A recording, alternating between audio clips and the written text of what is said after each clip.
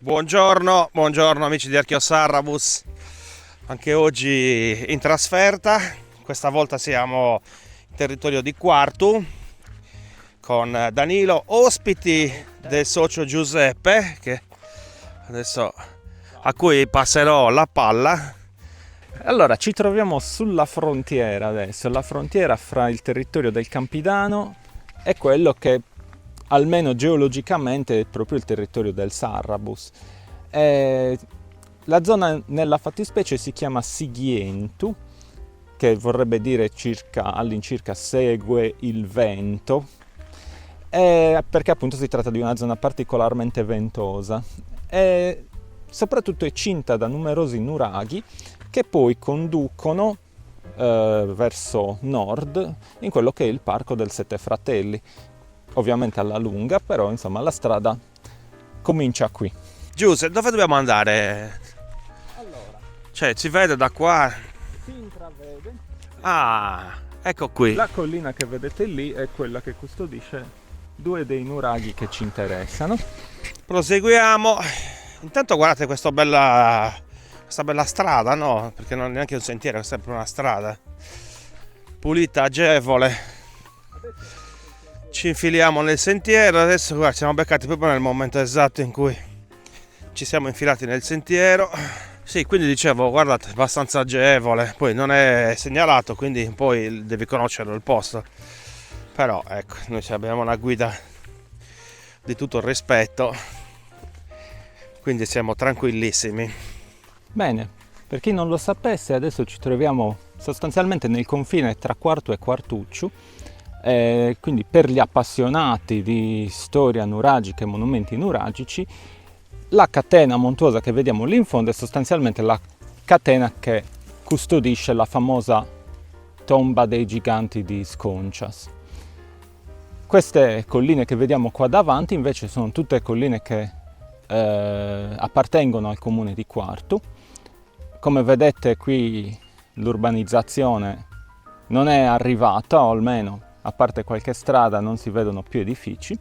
La collina proprio davanti a noi custodisce invece un altro nuraghe che non è quello verso cui ci stiamo dirigendo, mentre sulla destra invece troviamo delle pinete che coprono, si vedono le punte, le vedi Martino? Le punte dei pini. E da lì parte una pineta che appunto poi raggiunge la zona di Sacquavittana. La nostra meta invece è questa piccola collinetta qua a questa altura, dove troveremo appunto il nostro bel nuraghe. Eccoci giunti a destinazione. Come di consuetudine, prima di farvi vedere il nuraghe, sapete benissimo qual è il primo passaggio, è ammirare il panorama che si godeva da questa altura. Potete vedere in fondo lì il golfo di Cagliari con diciamo l'antropizzazione selvaggia, Cagliari, Quartu, Quartucciu e poi tutto quello che è la Sella del Diavolo lì alla fine del golfo, e poi qua si prosegue verso i lidi estivi.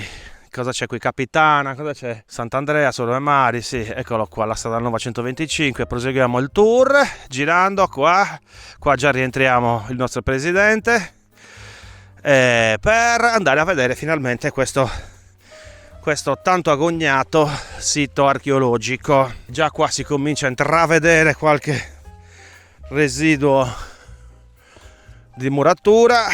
Mi pare di capire adesso a prima vista che ancora una volta ci troviamo davanti. Ecco qua. Guarda che bella questa pietra. Ci troviamo per l'ennesima volta davanti a un sito costruito sfruttando la conformazione naturale del territorio, quindi questi roccioni, questi grossi blocchi di granito. Guardate anche qua, bella questa palla di granito, e cerchiamo di capire adesso cosa resta di questo nuraghe. Allora, intanto circumnavigando la struttura qua notiamo questi, come vedete, questi piccoli anfratti sotto le rocce, questi piccoli ripari. Adesso guardate qua, e non so se magari avessero qualche funzione, cioè nel senso non che se avessero qualche funzione, non che li abbiano fatti con una funzione, ma che magari avendoceli qua sul posto li sfruttavano.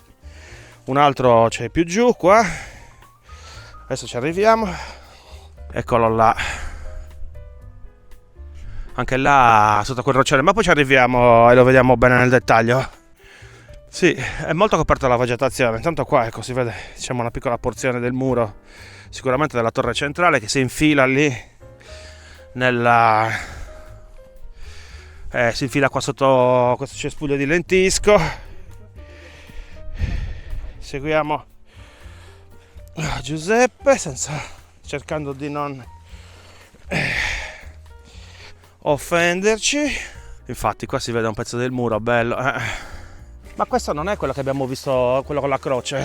No, quello con la croce è più forte. Ah, e quindi sono vicini. Ma è lì? Ah, ce ne sono praticamente due vicini. Ah, ok, quindi guardate. Quanto saranno? 300 metri? 200?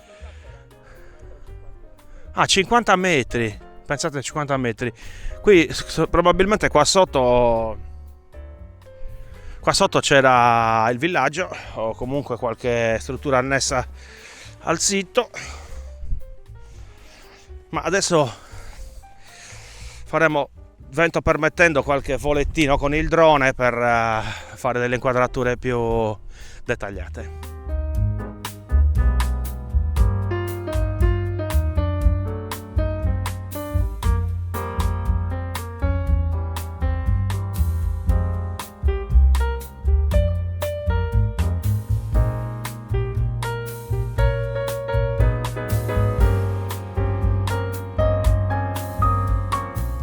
Ora ci azzirboniamo per andare a vedere quella roccia di cui parlavamo poc'anzi. Allora, ecco qua, ci infiliamo qua nel folto della macchia. Ci sono. Ecco. Oh, ma che figo. Ah, sì, infatti, guardate qua. Guarda che meraviglia. E questo è il vento che l'ha fatto, la pioggia. Comunque gli... Il granito è naturalmente soggetto a taponature, però... Aspetta. Che l'uomo abbia contribuito poi... Che l'uomo abbia poi contribuito in qualche modo a sfruttarle, magari anche a scanalarle in maniera da agevolare l'abitabilità di certe zone. Poi anche i pastori in seguito hanno utilizzato spesso queste strutture per realizzare dei piccoli ricoveri, ma nulla ci vieta di pensare che comunque fossero sfruttate anche in antichità, soprattutto se pensiamo al fatto che in prossimità si trova un nuraghe. E niente, poi la particolarità di queste rocce sicuramente ci fa pensare che come emozionano noi, emozionavano anche in passato. Ma tu credi che tipo 3-4 mila anni fa fosse già così? In teoria non lo escludo, perché comunque per la roccia, appunto, il processo di tafonatura è un processo molto lungo. Poi, per carità, un geologo mi potrà dire che magari mi sto sbagliando, ma Chi hai visto non è un tafone. Attendiamo appunto conferme o smentite. Non mi veniva la parola.